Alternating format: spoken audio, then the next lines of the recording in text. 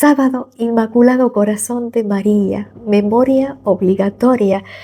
Es el sábado siguiente al viernes, celebración de la solemnidad del Sagrado Corazón de Jesús. ¿Y qué es lo que celebra la Iglesia en este día? ¿Qué hacemos memoria en este día? En este día, y es una devoción muy expandida desde el siglo XVI, pero ya antes había indicios, celebramos esta entrega de María. María conservaba, dice las Escrituras, todas las cosas en su corazón. Y María tiene una entrega total como la tiene alguien que es consagrado, y todos somos consagrados por el bautismo. Entonces ella es nuestro modelo de entrega a Dios, de amor a Dios, de fidelidad a Dios, de servicio a Dios, de obediencia a Dios, modelo de discípula del Dios Hijo, modelo de esposa del Espíritu Santo, ¿no? Ella es esposa del Espíritu Santo, porque el Espíritu Santo es quien la cubre con su sombra para que Dios pueda encarnarse en María, la palabra hacerse carne en María, tomar nuestra naturaleza humana de ella. Entonces, tenemos esta devoción al Inmaculado Corazón por la grandeza que significa este amor de ella, esta entrega de ella, y que también es nuestra madre, porque en todo momento supo decirle sí a Dios, aún al pie de la cruz. Cuando Jesús le dice, madre, ahí tienes a tu hijo. Y así en Juan ella recibe a toda la iglesia. Y ella nos ama porque somos el cuerpo místico de Cristo, donde Cristo es la cabeza. Por eso ama a sus hijos, que somos nosotros. Y ella, de acuerdo a los Hechos de los Apóstoles, en la primera comunidad cristiana estaba con ellos, oraba con ellos, y lo mismo sigue haciendo ahora con nosotros. Y le pide a Jesús por nosotros. Ella no tiene un papel central en la iglesia, ni se la adora, ni es Dios. La veneramos como Madre de Dios hecho hombre y la honramos, porque el que honra a la Madre, honra al Hijo. Y el Hijo se complace cuando su mamá es honrada. Pero más allá de esto también tiene una vinculación, porque años después, ya en el siglo XX, estamos hablando de 1917, cuando ocurre esta aparición en Fátima, en Portugal, a los 3 pastorcitos, Lucía, Francisco y Jacinta, de los cuales solo Lucía, tal como la Virgen les había predicho, es la vidente que queda para dar testimonio. Nuestra madre les había dicho que si bien ellos ya hacían penitencias, iba a instaurarse después una devoción reparadora hacia su corazón, no hacia ella, que Dios quería instaurarla. Y es recién en 1925 cuando se le aparece nuevamente ya a Lucía, que era novicia de una comunidad en España, y allí se establece la devoción de los 5 primeros sábados de mes en desagravio al Inmaculado Corazón de María por las ofensas que se cometen contra ella y que tanto también duelen a su Hijo. Y esta devoción consiste en 5 primeros sábados de mes, comulgar, confesar, recibir la Sagrada Comunión, pero también hacer compañía a María meditando todos los misterios del rosario, los gozosos, los gloriosos, los dolorosos, los de la luz que ahora se agregaron con San Juan Pablo II. Y hacerle compañía porque los misterios del Santo Rosario son un recorrer la vida de Jesús de la mano de María. Tratar de aprender de ella y rezar 5 misterios del Santo Rosario. En eso consiste la devoción. En Fátima, en 1917, en las apariciones ella dijo, ¿no? Al final, mi corazón inmaculado triunfará. Pero Jesús también, que después de esta aparición de 1925 a Lucía con la devoción, también él como niñito se le aparece a Lucía después para reclamarle porque se demoraba en instaurarla.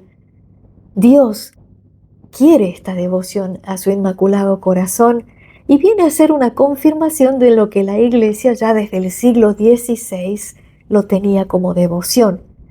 Pero ahora mucho más porque es una devoción que no solo la toma como ejemplo a María y no solo honra a María como Madre de Jesús y a su corazón en el cual ella guardaba todos los dolores y gozos, ¿no?, que llevar adelante el plan de Dios le trajo, sino que además es un momento ahora en el que nosotros hacemos esta comparación y amalgamiento con la devoción de los 5 primeros sábados. Meditemos la palabra en el nombre del Padre, del Hijo y del Espíritu Santo. Amén. Lectura del libro de Isaías. Isaías 61 del 9 al 11. La descendencia de mi pueblo será conocida entre las naciones y sus vástagos en medio de los pueblos. Todos los que los vean reconocerán que son la estirpe bendecida del Señor, bendecida por el Señor. Yo desbordo de alegría, dice Isaías, en el Señor. Mi alma se regocija en mi Dios, porque Él me vistió con las vestiduras de la salvación y me envolvió con el manto de la justicia, como un esposo que se ajusta la diadema y como una esposa que se adorna con sus joyas. Porque así como la tierra da sus brotes y un jardín hace germinar lo sembrado, así el Señor hará germinar la justicia y la alabanza ante todas las naciones. Palabra de Dios, te alabamos, Señor. En el Salmo, no tomamos uno del libro de los Salmos, pero sí lo utilizamos como Salmo, el primer libro de Samuel, capítulo 2, versículos 1 y del 4 al 8d. Mi corazón se regocija en el Señor, mi Salvador. Mi corazón se regocija en el Señor, mi Salvador. Mi corazón se regocija en el Señor, tengo la frente erguida gracias a mi Dios. Mi boca se ríe de mis enemigos, porque tu salvación me ha llenado de alegría. El arco de los valientes se ha quebrado. Los vacilantes se ciñen de vigor. Los satisfechos se contratan por un pedazo de pan y los hambrientos dejan de fatigarse. La mujer estéril da a luz 7 veces y la madre de muchos hijos se marchita. El Señor da la muerte y la vida, hunde en el abismo y levanta de él. El Señor da la pobreza y la riqueza, humilla y también enaltece. Él levanta del polvo al desvalido y alza al pobre de la miseria, para hacerlos sentar con los príncipes y darles en herencia un trono de gloria. Mi corazón se regocija en el Señor, mi Salvador. Mi corazón se regocija en el Señor, mi Salvador. Quienes quieren escuchar el Salmo entero cantado saben que está en video separado. El Evangelio está tomado de Lucas capítulo 2, versículo 41 y hasta el 51. Los padres de Jesús iban todos los años a Jerusalén en la fiesta de la Pascua. Cuando el niño cumplió los 12 años, subieron como de costumbre y, acabada la fiesta, María y José regresaron, pero Jesús permaneció en Jerusalén sin que ellos se dieran cuenta. Creyendo que estaba en la caravana, caminaron todo un día y después comenzaron a buscarlo entre los parientes y conocidos. Como no lo encontraron, volvieron a Jerusalén a buscarlo. Y En busca de él, al tercer día lo hallaron en el templo en medio de los doctores de la ley, escuchándolos y haciéndoles preguntas, y todos los que lo oían estaban asombrados de su inteligencia y sus respuestas. Al verlo, sus padres quedaron maravillados y su madre le dijo: Hijo mío, ¿por qué nos has hecho esto? Piensa que tu padre y yo te buscábamos angustiados. Jesús les respondió: ¿Por qué me buscaban? ¿No sabían que yo debo ocuparme de los asuntos de mi padre? Ellos no entendieron lo que les decía. Él regresó con sus padres a Nazaret y vivía sujeto a ellos. Su madre conservaba estas cosas en su corazón. Palabra del Señor. Gloria a ti, Señor Jesús. Y como también sabemos, vale la pena aclararlo, no adoramos imágenes tampoco. Son una representación que nos ayuda en el culto. No son imágenes de las que habla el libro del Levítico y el Antiguo Testamento. De hecho, a Moisés se le pide construir en torno al arca ángeles. Es decir, no son imágenes del cielo, de la tierra, de cosas. Son imágenes que nos acercan a las realidades divinas y nos ayudan en el culto divino. Pero no adoramos imágenes, son representaciones. De hecho, es importante tomar siempre el papel de María, como decíamos, la que conserva las cosas en su corazón, la que es hija amada de Dios Padre, es madre amada de Dios Hijo y es esposa amada del Espíritu Santo, que nosotros todos recibimos por el bautismo en virtud de la pasión, muerte y resurrección de nuestro Señor, en que ya su Espíritu mora en nosotros. Pero es el Espíritu Santo el que lleva adelante la encarnación del Verbo en el seno de la Virgen. El Espíritu te cubrirá con su sombra, le dijo Gabriel en la Anunciación. Y por ello se cumple todo esto que dice la profecía de Isaías, ¿no? La descendencia de mi pueblo será conocida entre las naciones. Jesús no podía, como Verbo, tomar nuestra naturaleza humana, hacerse carne sin el sí de María, sin el fiat de María. Hágase la voluntad de Dios. Y por eso es que Isaías también profetiza cuando dice, ¿no? Dice, desbordo de alegría en el Señor. Y mi alma se regocija en mi Dios, porque Él me vistió con las vestiduras de la salvación y me envolvió con el manto de la justicia, como un esposo que se ajusta a la diadema o una esposa que se adorna con sus joyas. Y esto en coincidencia con el Salmo que tomamos del libro de Samuel, vemos la otra profecía donde dice, ¿no? El Señor da la muerte y la vida, mi corazón, vuelve a repetir también Samuel, se regocija en el Señor, tengo la frente erguida gracias a mi Dios. Él da la pobreza y la riqueza, humilla y también enaltece, levanta del polvo al desvalido y alza al pobre de la miseria.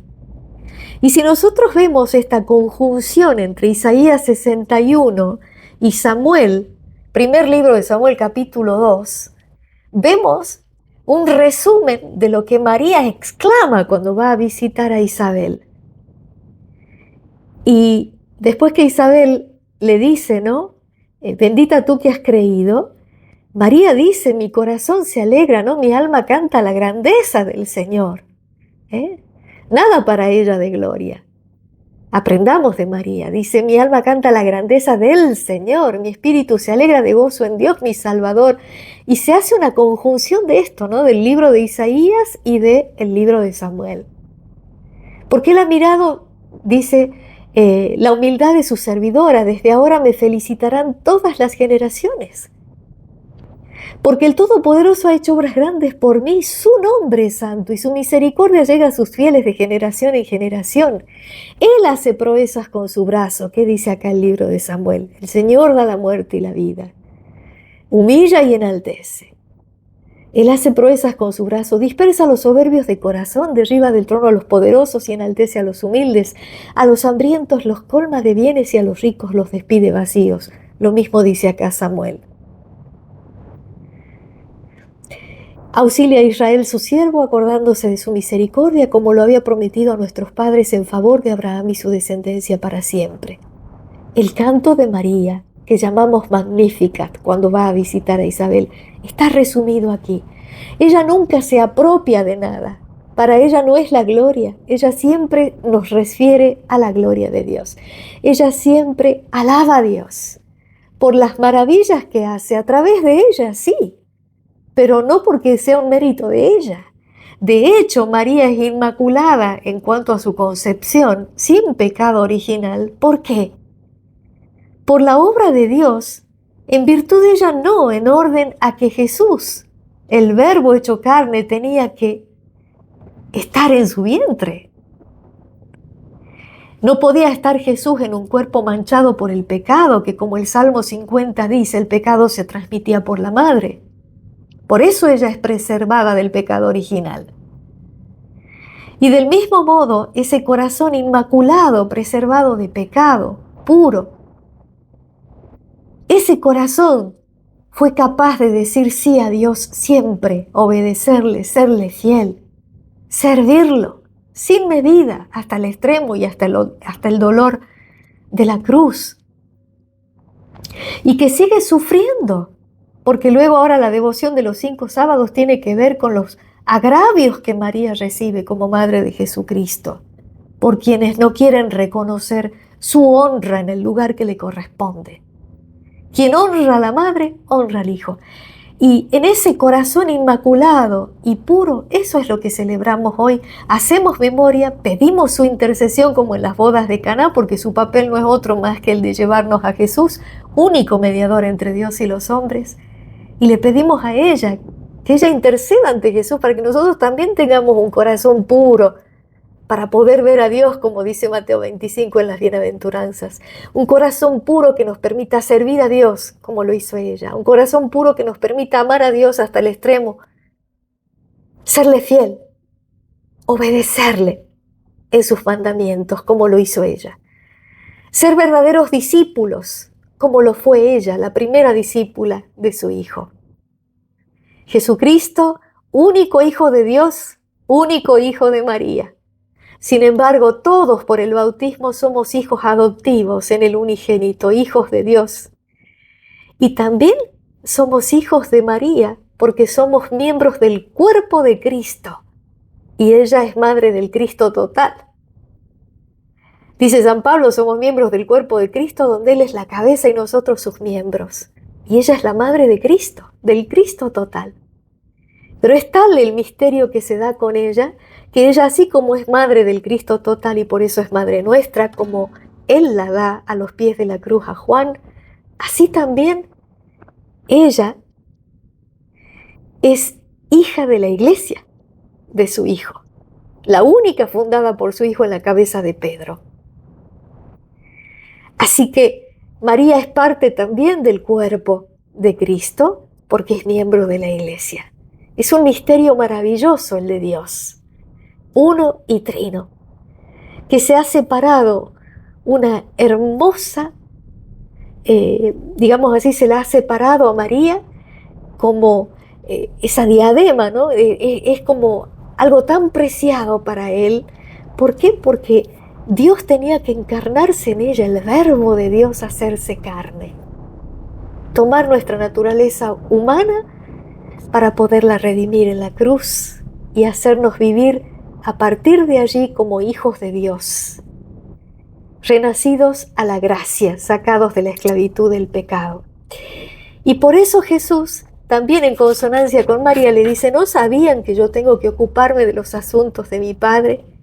Y dice, María conservaba todas estas cosas en su corazón. Su madre conservaba las cosas en su corazón.